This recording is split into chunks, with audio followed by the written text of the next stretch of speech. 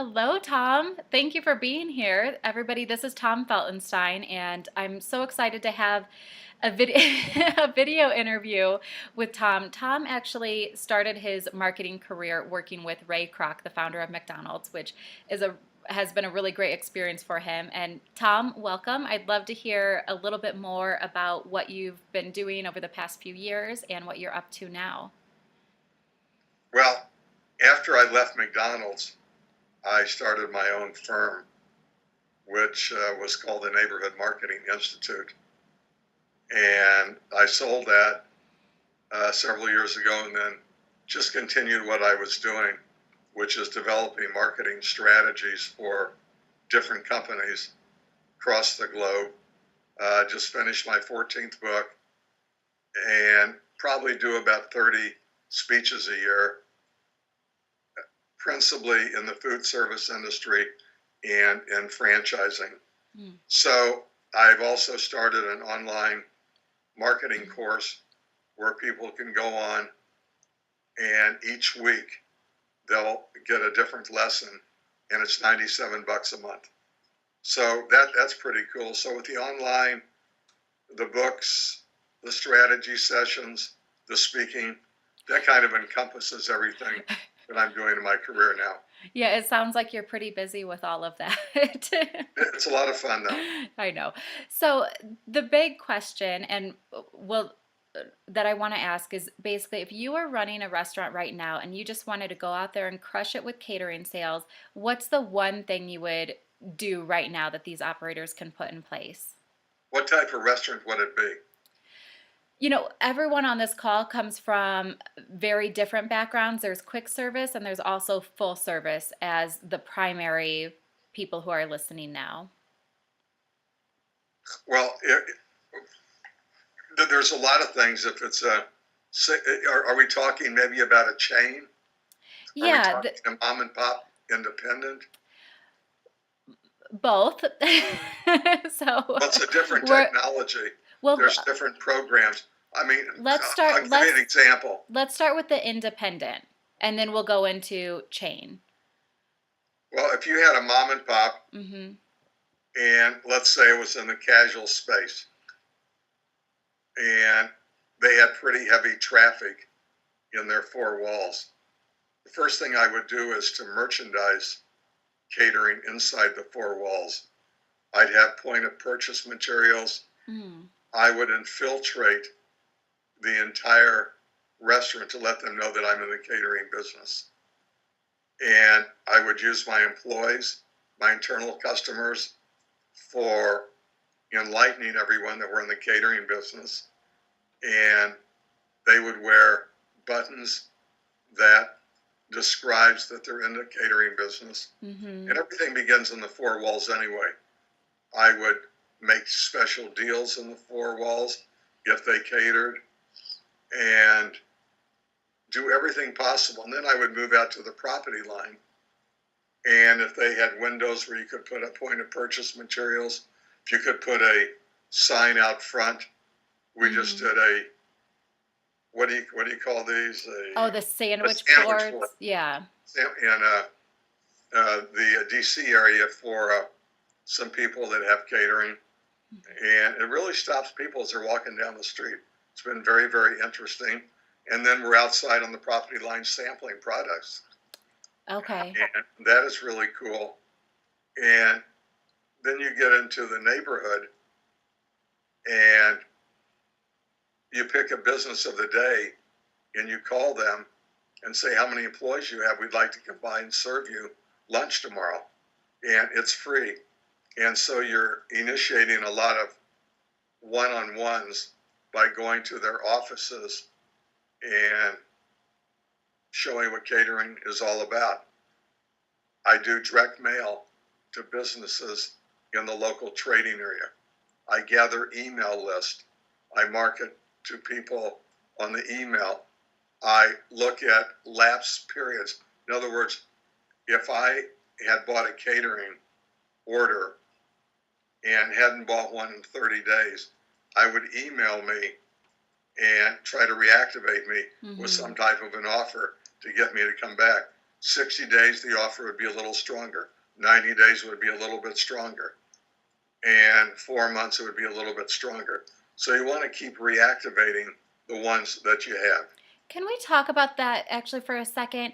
Uh, about using the 4 walls and the people in your 4 walls to actually grow your email list. So what would you recommend on that front? Of course, you'll have all the catering, point of sale material, the staff will have buttons, you'll have sampling going on, but we know that email is really strong in reactivating accounts. So talk to us a little bit about what you do to grow an email list. The most effective way that I've done is I have a card, and it says, please fill out this card to receive a free burrito or a free something on your birthday. Okay. And then you incentivize from time to time your front staff in order to collect those. I want the name, address, phone number, birthday, email, and cell phone number. Okay. And I want to get a large amount of those, and I really want to build my database. Okay. And then each We staff member. We have some programs. One that's really terrific called Front Flip, FRONTFLIP, and it's a mobile app where we've been able to build frequency. This one group of restaurants where the average customer would visit every 60 days, they're now coming in every 21 days. So Interesting. if we can generate more frequency of getting people inside the restaurant, it gives us a better chance to sell more catering. Right. The other thing that I would do is I would have a van that delivers the catering, and I would do a wraparound and just promote the heck out of it. The fact that that restaurant has catering, and that's so visible around town. I see those all the time. Well, it's a moving message board is what it is. It's like a billboard that just keeps crawling around the city. That's great. You're right. I also incentivize my staff, and if they would put on, what do you call these, Klingons or something on their cars? Oh, say you got 30, 40, 50 employees working for you. If they all put it on their cars when they're driving around and everything, why not give them $25 a month or 30 or something a month in order to have them going around the city? Just as a kind of a part of your advertising budget, that's a great way just to get the word that you have catering out there. Tom, before we started this call, you actually said something really interesting that stuck in my mind about catering being, what did you say? Catering's the 13th month. 13th month. I love that. It's like a new day part. I mean, it's like when we opened the first drive-through many years ago. That became, so we had breakfast, lunch, and dinner. So all of a sudden now we have the drive-through business. And today drive-throughs are staying open 24 hours a day. And across the QSR category, about 70% of the business is done through the drive-throughs. That's so interesting. Catering is just a whole new day part, and it's really the 13th month out there. Mm-hmm. And there's companies, big companies out there, Panera, KFC. I mean, they're all across the board doing millions and millions of dollars. Hey, this one little company up in Boston that has 22 locations, this year is going to do $1 million in catering. And catering is also much more profitable than when you're eating inside the restaurant. Right. Well, those are all fantastic tips. Thank you for sharing so much, Tom.